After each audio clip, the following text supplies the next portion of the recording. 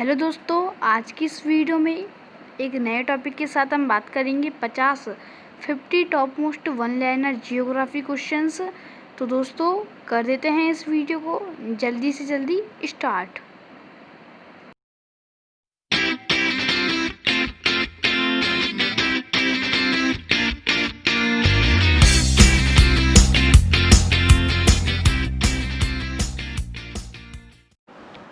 तो दोस्तों आपका फर्स्ट क्वेश्चन स्क्रीन पे आ चुका है और फर्स्ट क्वेश्चन है, भूगोल का जनक किसे कहा जाता है? तो भूगोल का जनक कहा जाता है हिकैटियस को। सेकंड क्वेश्चन, जियोग्राफिका के लेखक कौन है? देखिए, जो जियोग्राफिका होता है इसकी स्पेलिंग ये होती है जियोग्राफिका, और इसके जो राइटर लेखक ऑथर कौन है तो वो है एराटोस्थेनीस। ठीक है। फिर थर्ड क्वेश्चन, ये जो क्वेश्चंस हैं वो ज़्यादातर जियोग्राफी पर मतलब भूगोल पर रिलेटेड है। अब क्वेश्चन है, सौरमंडल में ग्रहों की संख्या कितनी है? तो वो है 8। देखिए, सौरमंडल है सोलर सिस्टम, उसके बारे में मैं संपूर्ण जानकारी नोट्स के साथ आपको बता चुका हूँ हमारी पिछली वीडियोस में, और यदि वो पिछली वीडियो आपको नहीं पता है तो आप डिस्क्रिप्शन में देख सकते हैं। और मैं कोशिश ये करूँगा कि उस वीडियो को मैं आई बटन पर भी दे दूँ जिससे आपको ज़्यादा प्रॉब्लम नहीं हो। पर यदि वो वीडियो की लिंक आई बटन पर नहीं हो तो प्लीज़ आप उसे डिस्क्रिप्शन में ज़रूर देख लीजिएगा। तो सौरमंडल में ग्रहों की संख्या कितनी है? तो वो है 8। वो 8 की नेम मैं आपको एक बार दोबारा से बता देता हूँ। तो वो ग्रह हैं, वो जो प्लैनेट्स हैं वो है, तो फर्स्ट नंबर पे है आपका मरकरी मतलब बुध। ठीक है, जो सूर्य के सबसे पास दिखाई देता है। फिर सेकंड नंबर पर आपका आता है शुक्र, जिसको बोलते हैं हम वीनस। फिर थर्ड नंबर पर अर्थ, जिस पर हम रहते हैं। फिर फोर्थ पे मार्स मंगल, जो एक लोहे वाला ग्रह भी है। और पांचवा है जुपिटर, जो सबसे बड़ा ग्रह है। फिर 6 नंबर पर है सैटर्न मतलब शनि ग्रह, जिसके चारों ओर एक वलय बना हुआ है। फिर एक है यूरेनस मतलब अरुण ग्रह, और फिर एक है वरुण ग्रह को हम बोलते हैं नेपच्यून, जो कि सबसे ठंडा ग्रह है और हरा ग्रह भी है। तो ये मैंने आपको बता दिया। अब फोर्थ क्वेश्चन है, सबसे बड़ा ग्रह कौन सा है? ये तो मैंने आपको ये बताया था थर्ड क्वेश्चन में ही। तो इस क्वेश्चन का आंसर होगा बृहस्पति। ठीक है, तो सबसे बड़ा ग्रह कौन सा है? बृहस्पति।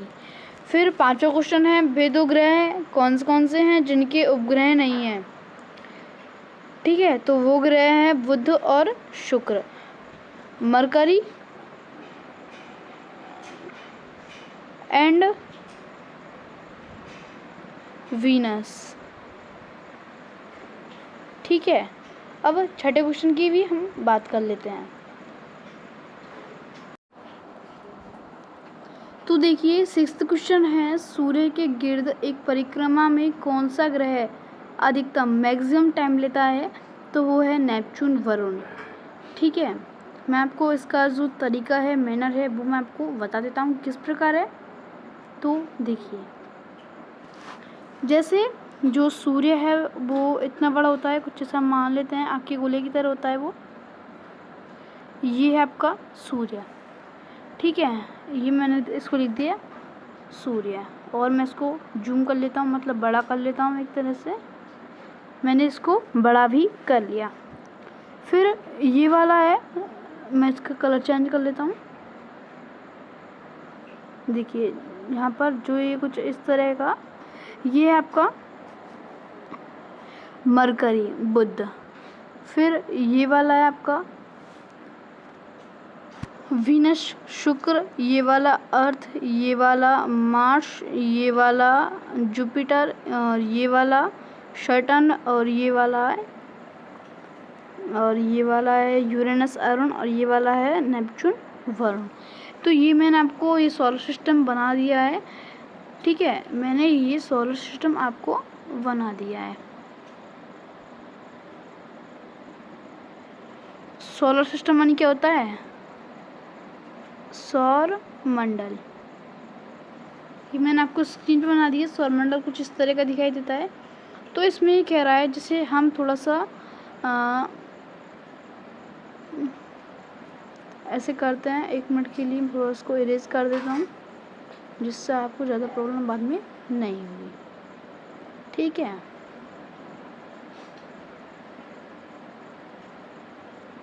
तो देखिए ये कुछ जैसे हम ओनली इन दो को लेते हैं, तो जैसे ये तो है आपका सन और ये वाला है आपका मरकरी। अब ये मरकरी जो परिक्रमा कैसे लगाएगा, वो ऐसे लगाएगा। ठीक है, जैसे मतलब यहाँ पे ये ऐसे लगाएगा।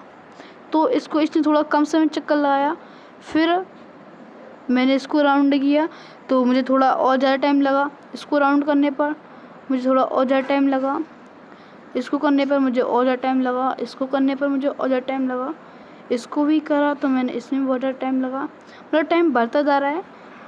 ठीक है, मतलब मैं इसकी परिक्रमा लगा रहा हूँ तो मेरा टाइम बढ़ता जा रहा है। तो समझ गए आप? तो सबसे ज़्यादा टाइम मुझे कौन से में लगा? वो लगा मुझको नेपच्यून वाले में। ठीक है, और नेपच्यून का हिंदी अर्थ क्या होता है, मीनिंग क्या होती है? वो होती है, लिख देता हूँ, नेपच्यून की मीनिंग होती है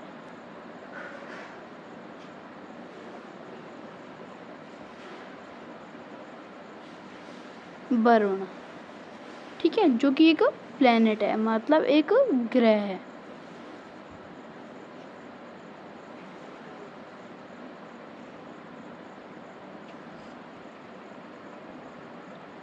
तो ये मैंने आपको ये question 6th question completely solve करा दिया है। अब जैसे क्वेश्चन ऐसा बैठ सकता है कि सबसे कम समय कौन सा लेता है, तो हम जानते हैं कि सबसे पहले हमने जो किया था, सबसे पहले हमने जिसको परिक्रमा की थी मतलब सूर्य के चारों ओर, तो वो कौन सा था? यहाँ पर मरकरी। ठीक है, तो अभी आ जाएगी अधिकतम की जगह न्यूनतम, तो इसका आंसर क्या होगा? तो इस क्वेश्चन का आंसर होगा बुध। ठीक है, और इंग्लिश में हम ऐसे क्या बोल सकते थे कि इंग्लिश मीनिंग भी बहुत ज़रूरी है। ऐसा ना समझे कि इंग्लिश हमारे लिए कोई मायने नहीं है, ये भी बहुत मायने रखती है।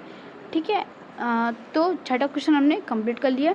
अब 7वें क्वेश्चन की हम बात करते हैं। अब 7वां क्वेश्चन है, सौरमंडल में क्षुद्र ग्रह छोटे खगोलीय पिंड होते हैं, वे किन 2 ग्रहों के मध्य पाए जाते हैं? ठीक है, तो मैं आपको बता दूं कि मंगल मतलब मार्स एंड जुपिटर के बीच में ये जो खगोलीय पिंड होते हैं वो पाए जाते हैं, और खगोलीय पिंड कुछ इस तरह के होते हैं। ठीक है, मतलब एक तरह के तारे, वो उनके बीच में ऐसे दिखाई देते हैं। ठीक है, नहीं दिखा रहा तो मैं कुछ रेड कलर से कर देता हूँ, वैसे तब समझ गए होंगे। अब 8वां क्वेश्चन है, पृथ्वी की जुड़वा बहन मतलब पृथ्वी की सेम, मतलब पृथ्वी की तरह ही वो अर्थ की तरह ही सेम दिखाई देता है, तो वो कौन सा होता है? तो जो अर्थ की तरह सेम दिखाई देता है, इक्वल। ठीक है, तो वो है वीनस। और वीनस को इंग्लिश में क्या बोलते हैं हम? वीनस को हम हिंदी में क्या बोलते हैं? तो वीनस को हम बोलते हैं शुक्र। ठीक है, अब अगला है, तारों के मध्य दूरी ज्ञात करने की इकाई कौन सी है? ये भी एक बहुत इंपॉर्टेंट है। तो तारों के मध्य दूरी ज्ञात करने की इकाई है प्रकाश वर्ष। ठीक है, अब अगला क्वेश्चन, सबसे भारी ग्रह कौन सा है? तो सबसे भारी ग्रह है बृहस्पति, जुपिटर। ठीक है, मैं आपको इंग्लिश मीनिंग भी काम में आती है इसलिए इनको भी लिख रहा हूँ। तो ये मैंने आपको 10 क्वेश्चन पूरे कम्प्लीटली सॉल्व करा दिए हैं, और हम इस वीडियो में 50 क्वेश्चंस वन लाइनर वाले सॉल्व करेंगे। मैं आपको एक्सप्लेन के साथ बता रहा हूँ जिससे आपको अच्छे तरीके से समझ में आ जाए, कोई डाउट ना हो। और यदि आपको कोई डाउट आए तो मैं आपको बता देता हूँ। यदि आपको कोई डाउट आए तो सबसे पहले आपको वो करना है, यदि आप चाहते हैं कि मतलब वो जो हम डाउट शेयर कर रहे हैं वो सबके साथ मतलब सबके सामने शेयर हो, तो उसके लिए आपको वीडियो के कमेंट बॉक्स में शेयर करना होगा। ठीक है, शेयर करना है। और यदि आप नहीं चाहते कि या मतलब कुछ अलग पर्सनली शेयर करना चाहते हैं तो पर्सनली के लिए जैसे मान लिया आप इसकी PDF मांगना चाहते हैं या फिर कुछ भी XYZ, तो उसके लिए आपको हमारी ईमेल आईडी पर मैसेज सेंड करना होगा। और वो ईमेल आईडी मैं यहाँ पर लिख देता हूँ। यदि यहाँ पर वैसे आपको ढंग से दिखा में नहीं आएगी इसलिए मैं बोल भी रहा हूँ, और डिस्क्रिप्शन में भी आप उसे देख सकते हैं। ठीक है, तो जो हमारी ईमेल आईडी है वो कुछ इस तरह की है, onlinewest.1। ठीक है, और @gmail.com तो आपको पता ही होगा। ये ईमेल आईडी कुछ इस तरह का वो ढंग से नहीं दिखाई दिया हो तो इसके लिए सॉरी। और आप इस ईमेल आईडी को डिस्क्रिप्शन में ज़रूर देख लेना, और मेल भी करना चाहे तो आप कर सकते हैं। आपकी जो भी उत्क्रिया है वो हमें ज़रूर सेंड कीजिएगा। ठीक है, तो अब हम बढ़ते हैं अगली क्वेश्चंस की तरफ। तो देखिए दोस्तों, 11वां क्वेश्चन है, पृथ्वी जिस पर हम रहते हैं वो अपने अक्ष पर कितनी डिग्री झुकी हुई है, मतलब कितनी डिग्री रोटेट हुई है, तो वो है 23.5 डिग्री। ठीक है, तो 23.5 भी हम लिख सकते हैं इसको। ठीक है, और 235/10 भी लिख सकते हैं इसको, और इसको हम ऐसे भी लिख सकते हैं। और एक तरीका भी है जिसे भी हम ऐसे भी लिख सकते हैं, 47/2। तो ये सब के सभी मायने रखते हैं। ये मैंने आपको 4 तरीके से इसको बता दिया है। ठीक है, तो पृथ्वी अपने अक्ष पर कितनी डिग्री झुकी हुई है, तो वो झुकी हुई है 23.5 डिग्री। अब 12वां क्वेश्चन, कौन सा ग्रह सूर्य से सर्वाधिक दूर है, तो वह है नेपच्यून, मतलब वरुण। जो तो मैंने आपको बताया था ये सबसे दूर है, इसीलिए सबसे ज़्यादा समय भी परिक्रमा में लेता है। फिर 13वां क्वेश्चन है, सूर्य अपने अक्ष पर किस दिशा में घूमता है, तो सूर्य जैसा कि हम जानते हैं कि सूर्य पूर्व में उगता है और पश्चिम में छिपता है, अस्त होता है। तो इसलिए सूर्य अपने अक्ष पर किस दिशा में घूमता है, तो वो घूमता है पूरब से पश्चिम। ठीक है, जब वो मतलब हम कह सकते हैं कि स्टार्टिंग पॉइंट पूरब का जहाँ से ये उगता है उस समय हमारे लिए सुबह होती है, और पश्चिम मतलब एंडिंग पॉइंट जहाँ पर ये अस्त होता है वो उसे हम कह सकते हैं वो इवनिंग में एंड का टाइम है। ठीक है, मतलब रात होने वाला टाइम है। तो 13 क्वेश्चन मैंने आपको एक्सप्लेन कर सॉल्व करा दिया। और फिर 14वां क्वेश्चन है, सी ऑफ ट्रांक्विलिटी कहाँ पर है, सी ऑफ ट्रांक्विलिटी, तो ये है चंद्रमा पर। चंद्रमा को इंग्लिश में क्या बोलते हैं, तो चंद्रमा को इंग्लिश में बोलते हैं मून। ठीक है, 14 क्वेश्चन मैंने आपको सॉल्व करा दिया। 15वां क्वेश्चन, सबसे छोटा ग्रह कौन सा है, तो वो है बुध। ये आपको पता होना चाहिए, और मेरे ख्याल से ये आपको पता होगा। तो सबसे जो पास में जो ग्रह है, मतलब सबसे, मैं आपको थोड़ी सी डिटेल में इसको बता देता हूँ। इसको थोड़ा सा हम ढंग से समझ लेते हैं क्योंकि इसमें हमारे काफ़ी सारे क्वेश्चन बन जाएंगे। तो देखिए, सबसे पहले अब हमने इसको डिटेल में समझना पड़ेगा क्योंकि अब ये बात कुछ ज़्यादा बढ़ गई है। ठीक है, तो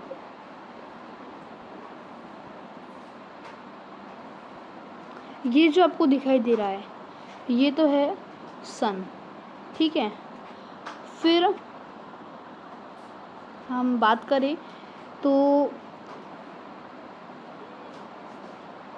मैं थोड़े से ये बना लेता हूँ फिर आपको बताऊँगा।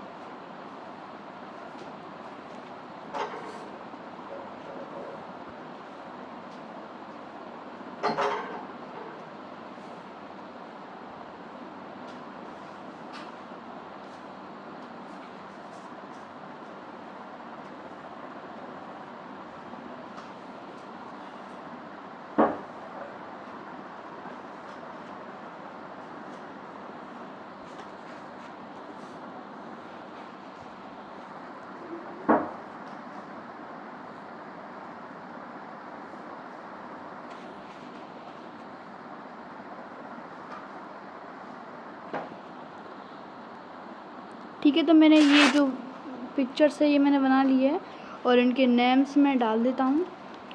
तो ये तो है मरकरी, और फिर ये वाला है वीनस, ये वाला अर्थ, ये वाला मार्स, और ये वाला है जुपिटर, ये वाला सैटर्न, ये वाला यूरेनस, और ये वाला है नेपच्यून। ये मैंने आपको स्क्रीन पे बना दिए हैं। अब जो सूर्य है वो मैं थोड़ी सी एक बार लाइन ड्रॉ कर देता हूँ बीच में, जिससे आपको थोड़ा आसानी से समझ में आ जाए। ठीक है, तो ये है आपका सूर्य। ठीक है, इसमें से बहुत सारी ऊष्मा निकलती है बहुत। इसका यदि टेम्परेचर की बात करें तो टेम्परेचर है 6000 मतलब 6000 डिग्री सेल्सियस इसका टेम्परेचर है, जो कि बहुत ज़्यादा हाई है। अब ये सूर्य के सबसे पास में आपको कौन सा दिखाई दे रहा है? तो सूर्य के पास में हमें ये बिल्कुल जो नीला वाला जो प्लेनेट है ये दिखाई दे रहा है, और ये वाला प्लेनेट है मरकरी मतलब बुध। और यही इस क्वेश्चन में, सॉरी मैंने क्वेश्चन गलत पढ़ लिया। तो क्वेश्चन तो है सबसे छोटा ग्रह कौन सा है? वो बुध। तो सबसे छोटा ग्रह कौन सा है? बुध। और आपको फिगर में दिख रहा होगा कि सबसे बड़ा ग्रह कौन सा है? जुपिटर। ठीक है, अब ये जो सन है, सन के सबसे पास वाला ग्रह कौन सा है? वो है मरकरी। और सबसे दूर वाला ग्रह कौन सा है? नेपच्यून। फिर क्वेश्चन ऐसा आ सकता है कि पृथ्वी की जुड़वा बहन किसे कहते हैं? आपको दिख रहा होगा कि ये जो दोनों के दोनों दिखाई दे रहे हैं बिल्कुल सेम दिखाई दे रहे हैं। ठीक है, ये दोनों के दोनों सेम दिखाई दे रहे हैं, इसलिए इन दोनों को पृथ्वी की जुड़वा बहन मतलब जो ये ग्रीन वाला जो प्लैनेट है वीनस शुक्र, इसको पृथ्वी की जुड़वा बहन कहा जाता है। और ये मैं आपको बता दूं जो चंद्रमा है ये है अर्थ, पृथ्वी का उपग्रह है। ठीक है, पृथ्वी का ओनली एक उपग्रह है और वो है चंद्रमा। और मैं आपको बता दूं कि मरकरी और वीनस का कोई भी उपग्रह नहीं है। ठीक है, 0 उपग्रह है। तो इस क्वेश्चन से 15वें क्वेश्चन से मैंने आपको बहुत सारे क्वेश्चन तो बता दिए, तो ये भी एक अच्छी बात है। और आपको एक और क्वेश्चन मैं बता दूं कि ये जो शनि है, सैटर्न है, इसके यदि आप प्लेनेट को देखें तो इसके चारों ओर एक ये गोला सा बना हुआ है। एक्चुअली ये गोला नहीं है, ये एक बल है, छल्ला है एक तरह से। तो अब हम अगले क्वेश्चन की बात करते हैं। तो अगला क्वेश्चन है 16वां क्वेश्चन है, सौरमंडल का जन्मदाता मतलब सौरमंडल को जन्म किसने दिया? एक तरह से हम ये कह सकते हैं। तो सौरमंडल को जन्मदाता किसे कहा जाता है? तो वो कहा जाता है सूर्य को, सन को। ठीक है, एक और चीज़ मैं आपको बता दूं कि सौरमंडल जो सूर्य है, सूर्य इसको ही सौरमंडल का प्रधान भी कहा जाता है। तो क्वेश्चन आ सकता है कि who is the head of solar system? तो इस क्वेश्चन का राइट आंसर होगा सन। ये वाला क्वेश्चन हमने कंप्लीट कर लिया। फिर 17वां क्वेश्चन है, सौरमंडल का सर्वाधिक गर्म ग्रह कौन सा है? तो सौरमंडल का सर्वाधिक गर्म ग्रह है शुक्र, वीनस। ठीक है, मैं एक्चुअली आपको बता दूं कि इसकी प्रॉब्लम क्या है। जैसा कि हम जानते हैं कि सौरमंडल के जो सूर्य है वो सबसे गर्म है, और सूर्य के सबसे पास में जो ग्रह है, सूर्य के सबसे पास में ग्रह है बुध। तो सौरमंडल का सर्वाधिक गर्म जो प्लैनेट है वो भी बुध, मरकरी होना चाहिए था, पर ऐसा क्यों है कि शुक्र ही सर्वाधिक गर्म ग्रह है? एक्चुअली मैं आपको बता दूं कि सबसे पहले जो सूर्य है, सूर्य के सर्वाधिक पास वाला ग्रह है बुध था, और अब भी सबसे पास बुध ही है। लेकिन वो पहले सर्वाधिक गर्म ग्रह था, और वो इतना गर्म ग्रह हो गया कि वहाँ का जो टेम्परेचर है वो काफ़ी ज़्यादा जल गया, जिससे अब वहाँ का गर्म होना और ठंडा होना ये संकेत देता है कि अब वह एक गर्म ग्रह नहीं है। तो अब उसके बाद जो गर्म ग्रह होता है वो होता है शुक्र। यदि शुक्र का भी टेम्परेचर जल जाए तो थर्ड नंबर पर हमारा पृथ्वी जिस पर हम रहते हैं वो भी सर्वाधिक गर्म ग्रह बन जाएगा। तो अगला क्वेश्चन किस तारामंडल के तारे ध्रुव तारे को और संकेत करते हैं? तो किस तारामंडल के तारे वो करते हैं? सप्तर्षि तारामंडल के तारे ध्रुव तारे की ओर संकेत करते हैं। एक चीज़ और बता दूं कि ध्रुव तारे की जो दिशा है वो दक्षिण दिशा है। सॉरी, जो ध्रुव तारा है उसकी दिशा उत्तर दिशा है। यदि आप उत्तर दिशा की पहचान नहीं कर पाए तो आप ध्रुव तारे मतलब जो सबसे चमकीला तारा भी है उसको देखकर आप उत्तरी दिशा की पहचान कर सकते हैं। तो ये एक दिशा पहचानने वाला तारा भी है। 18वां क्वेश्चन मैंने आपको बता दिया है। और 19वां क्वेश्चन है, शनि को सूर्य के चारों ओर चक्कर लगाने में कितना समय लगता है? मैंने आपको बताया था कि सबसे कम जो समय लगता है वो लगता है बुध को, मरकरी को, और सबसे जो ज़्यादा समय लगता है वो लगता है वरुण को, नेपच्यून को, क्योंकि वो सबसे दूर है। तो क्वेश्चन ये है कि शनि को, सैटर्न को कितना टाइम लगता है सूर्य के चारों ओर चक्कर लगाने में? तो वो लगता है 29.5 ईयर्स, 29.5 वर्ष, मतलब 29.5 वर्ष हम इसे कह सकते हैं। और हम हमारी पृथ्वी की बात करें तो हमारी पृथ्वी को सूर्य के चारों ओर चक्कर लगाने में 366 दिन मतलब 1 वर्ष का समय लगता है। मतलब एक्चुअली बात करें तो 365 दिन और 6 घंटे का समय लगता है पृथ्वी को सूर्य के चारों ओर चक्कर लगाने में। 20वां क्वेश्चन वो है यूरेनस मतलब अरुण। अरुण सूर्य के चारों ओर एक परिक्रमा में कितना समय लेता है? तो अरुण लेता है 84 वर्ष। ठीक है, तो ये वाला क्वेश्चन भी हमारा कंप्लीट हो गया।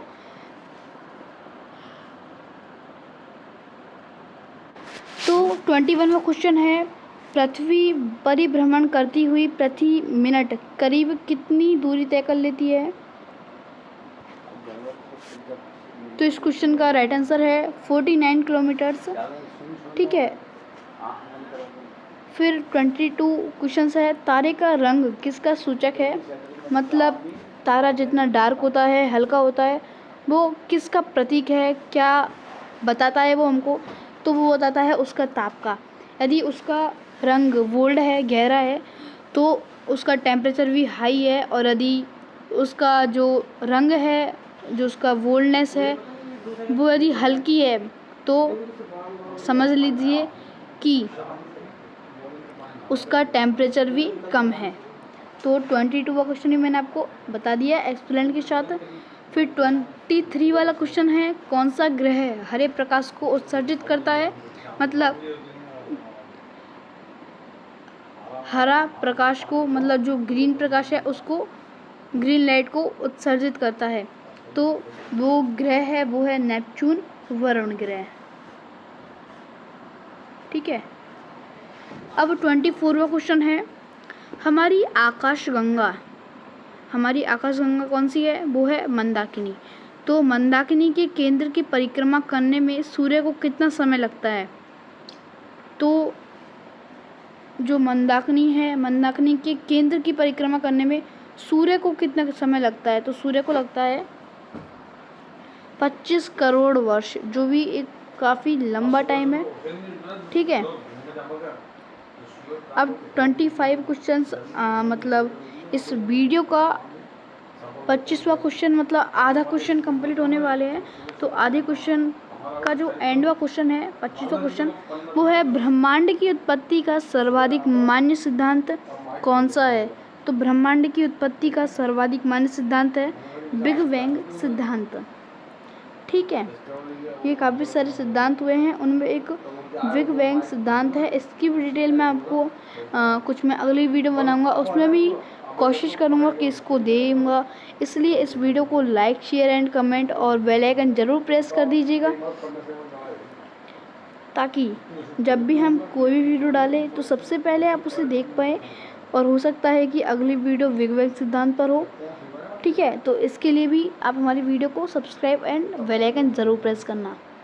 तो 25वां क्वेश्चन मैंने कंप्लीट कर दिया। अब अगला क्वेश्चन की हम बात करते हैं। तो अगला क्वेश्चन है 26, पृथ्वी की आकाशगंगा गैलेक्सी, आकाशगंगा को इंग्लिश में क्या बोलते हैं, गैलेक्सी को क्या कहा जाता है, तो वो कहा जाता है मंदाकिनी, जो मैंने अभी आपको बताया था। 27वां क्वेश्चन है, पृथ्वी के आकाशगंगा के सबसे शीतल और चमकीले तारों के समूह को क्या कहते हैं, तो वो कहते हैं ओरियन नेबुला। ठीक है, ओरियन नेबुला। मैं आपको बता दूं कि ये एक तारों का समूह है और तारों के समूह को हम बोलते हैं तारामंडल। ठीक है, तारामंडल।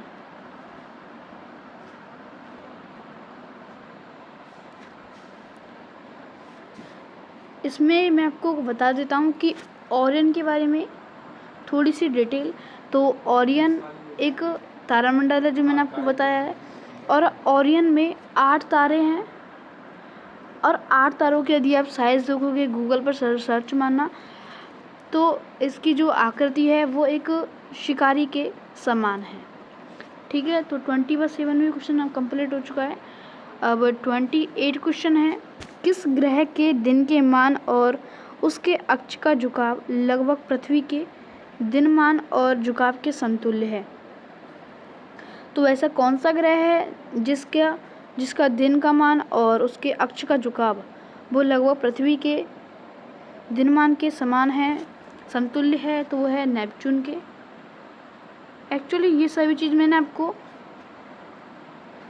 जो हमारी वीडियो है सौरमंडल के बारे में, मैंने उसको कम्प्लीटली 2 पार्ट्स में बताया है, ज़्यादा लंबी वीडियो नहीं है, आप उसे देख लीजिए, क्योंकि ये सारे क्वेश्चंस को मैंने उसमें अच्छे तरीके से समझाया है। उन दोनों वीडियो को लिंक है मैं डिस्क्रिप्शन में दे रहा हूँ, और कोशिश करूँगा कि आई बटन पर भी दे दूँ। अब अगला क्वेश्चन 29वां क्वेश्चन। तो 29वां क्वेश्चन है, वह सीमा जिसके बाहर तारे आंतरिक मृत्यु से ग्रसित होते हैं वह क्या कहलाती है, तो इसका राइट आंसर है चंद्रशेखर सीमा। वह सीमा कौन सी है जिसके बाहर तारे आंतरिक मृत्यु से ग्रसित होते हैं, तो वो जो सीमा होती है वो होती है चंद्रशेखर सीमा। 30वां क्वेश्चन है, थोड़ा सर्वप्रथम खोजा गया क्षुद्र ग्रह कौन सा है। मैंने आपको बताया था कि क्षुद्र ग्रह का जो विशाल समूह है वो कहाँ पाया जाता है, वो पाया जाता है मंगल और बृहस्पति ग्रहों के मध्य में। तो सर्वप्रथम खोजा गया क्षुद्र ग्रह कौन सा है, वो है साइरस, या फिर सीरस भी हम बोल सकते हैं इसको। हिंदी में हम इसको सीरस बोलेंगे, और इंग्लिश की बात करें तो इंग्लिश में हम साइरस बोल सकते हैं।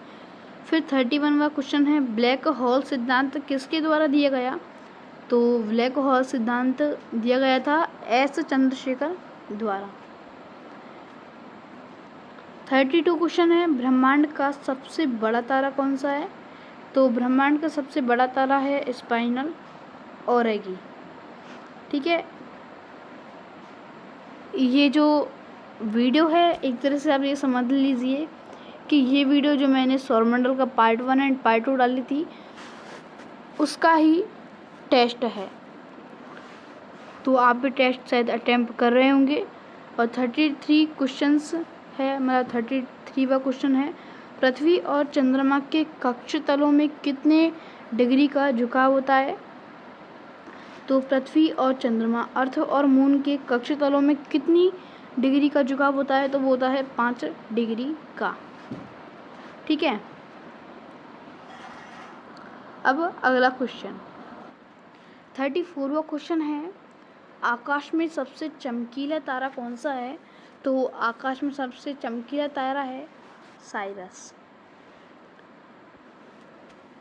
ठीक है, जिसे हम इंग्लिश में बोल सकते हैं डॉग स्टार। 35वां क्वेश्चन है, किस आकाशीय पिंड को पृथ्वी पुत्र कहा जाता है, तो वो कहा जाता है चंद्रमा को। ठीक है, ये एक तरह का पिंड ही है। ठीक है, और चंद्रमा मैंने आपको बताया था पृथ्वी का एकमात्र उपग्रह है। 36वां क्वेश्चन है, तारे के टिमटिमाने का क्या कारण है, तो वो है प्रकाश का अपवर्तन, रिफ्लेक्शन ऑफ लाइट। ठीक है, तो तारे के टिमटिमाने का क्या कारण है? प्रकाश का अपवर्तन। 37 क्वेश्चन है, किस घटना के कारण आकाश का रंग नीला प्रतीत होता है? तो आकाश में हम जानते हैं बहुत सारी घटनाएं होती है, तो उनमें एक घटना होती है, तो वो घटना कौन सी है जिसके कारण आकाश का रंग नीला प्रतीत होता है, मतलब नीला दिखता है? तो वो है प्रकीर्णन के कारण। तो किस घटना के कारण? प्रकीर्णन के कारण। अगला क्वेश्चन 38वां क्वेश्चन। तो 38वां क्वेश्चन है, एंड्रोमेडा हमारी आकाशगंगा से कितनी दूर है? तो एंड्रोमेडा है वो है 2.2 मिलियन प्रकाश वर्ष।